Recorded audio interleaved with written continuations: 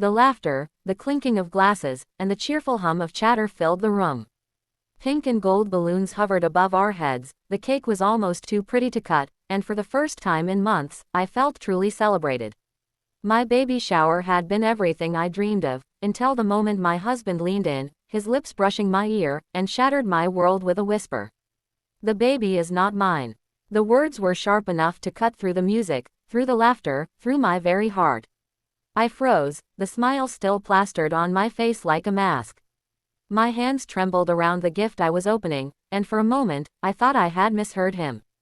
But before I could even turn to him, he stood, pushed his chair back, and walked away, his hand intertwining with hers. Her, the woman I had once considered just a coworker of his. A woman whose presence had always made me uneasy, but whom I never suspected would be bold enough to attend my baby shower.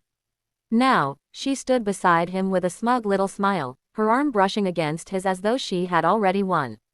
Gasps rippled through the room. My friends covered their mouths, my mother rushed forward, my sister dropped the plate she was holding. The party, the celebration of new life, crumbled in an instant into whispers, shame, and humiliation. I couldn't breathe. My mother placed her hands on my shoulders, steadying me, but I shrugged her off gently. I had to stand. I had to face this storm before it drowned me. With every ounce of strength, I rose to my feet, my eyes following the man I thought was my partner as he walked toward the door with another woman by his side. "Wait," I said, my voice cracking but loud enough to stop the room. He hesitated. Slowly, he turned, his face hard, unrecognizable.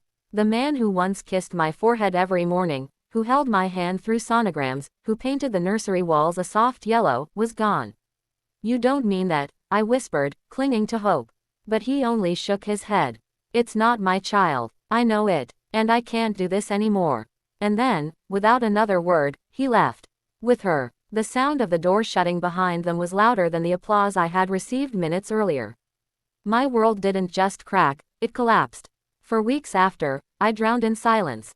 I sat in the nursery staring at the crib, my hand rubbing the swell of my stomach, wondering how I would explain to my unborn child that their father abandoned us before they even had a chance to breathe. I felt the sting of shame at the stares, the judgment in the voices of extended family who whispered, "Maybe he's right. Maybe it isn't his." But deep down, I knew the truth. I knew every beat of my heart during this pregnancy, every doctor's visit, every test. This child was his. He just didn't want to face his own sins. Because the truth finally came to light. It started small. Rumors trickling through town that my husband's coworker was pregnant too. And then it grew louder, undeniable. He wasn't doubting me because he had proof of betrayal, he was doubting me because he was guilty of his own. His affair had been going on for months, and walking out of my baby shower was not an act of certainty, it was an act of cowardice. When I confronted him weeks later, he didn't deny it. His lover was indeed pregnant. But instead of apologizing, he turned his blame back on me. "I never wanted this," he said coldly. "You trapped me." Trapped him. I looked at the man I had sacrificed so much for. Late nights cooking after long workdays, endless patience with his mother's constant criticisms, hope that love could withstand hardship. And in that moment, I felt something shift inside me. The tears that had once blurred my vision dried. The fear that had paralyzed me cracked open and gave way to something stronger. Resolve. I stopped begging. I stopped explaining. I stopped allowing myself to be humiliated. Instead, I hired a lawyer. I gathered every piece of evidence I needed, from his text messages to the bank transfers he thought I didn't know about. And while he played house with his mistress, I built a fortress for my child and me. The divorce was ugly. His family turned on me, accusing me of destroying him, of poisoning his reputation. But when the DNA test came back proving what I already knew, that the baby inside me was his, the shame he tried to throw on me boomeranged right back at him. Still, I didn't celebrate his downfall. I didn't gloat when his mistress left him months later, realizing he was not the knight in shining armor she imagined but a man who ran from responsibility. I didn't cheer when he begged to be part of our child's life again, crocodile tears staining his face.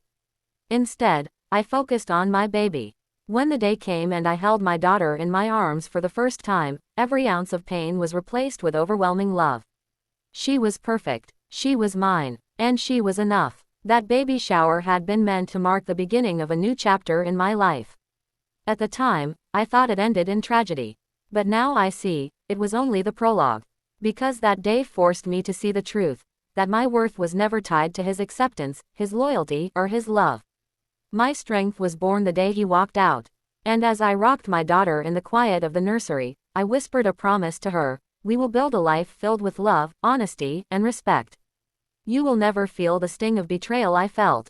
And you will always know, your mother chose strength. The inspiring part: I kept that promise. I went back to school, earned a better job, and created a home where laughter wasn't laced with lies. My daughter grew up surrounded not by brokenness, but by resilience.